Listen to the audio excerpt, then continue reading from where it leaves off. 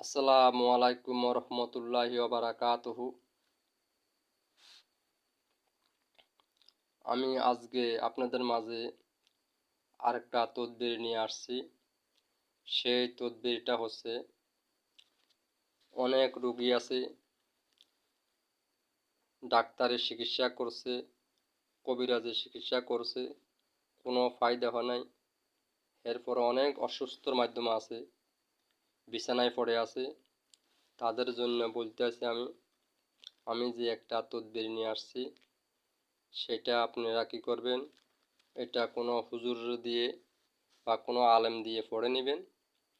এই তদবিরটা আপনি 101বার পড়ে একটা গ্লাসে ফুঁ দিবেন। প্রতিবার পড়ে একটা গ্লাসে একবার ফুঁ দিবেন। প্রত্যেকবার পড়ে একটা গ্লাসে ফুঁ দিবেন। যদি 101বার যদি সম্ভব না হয়, তাহলে 41 বার পড়বেন। 41 বার পড়ে একবার পড়ে একবার গ্লাসে ফুঁক দিবেন, একবার পড়ে একবার গ্লাসে ফুঁ দিবেন।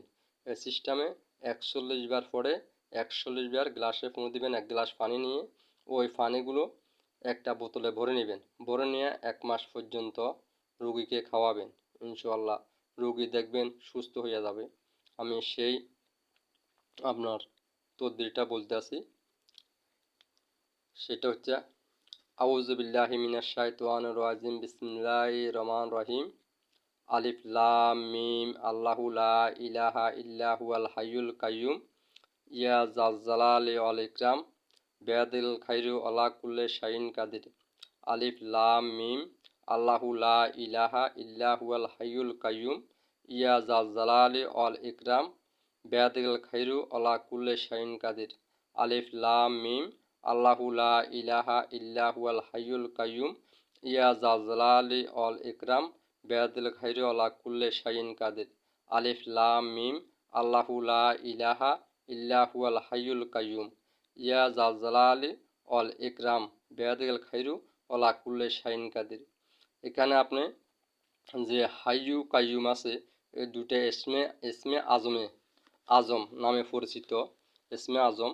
এটা চান দেখেন, এখানে আপনার এটা মাধ্যমে আমরা যে আলিফ লাম পড়ি, আলিফ লাম মিম যালিকাল কিতাবু লা রাইবা ফিহি হুদাল লিল মুত্তাকিন সিস্টেম আমরা পড়ে যাই।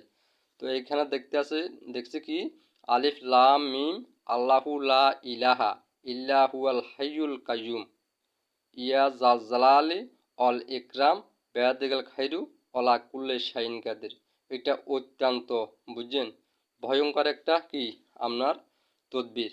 এই তদবিরটা আপনি কি করবেন,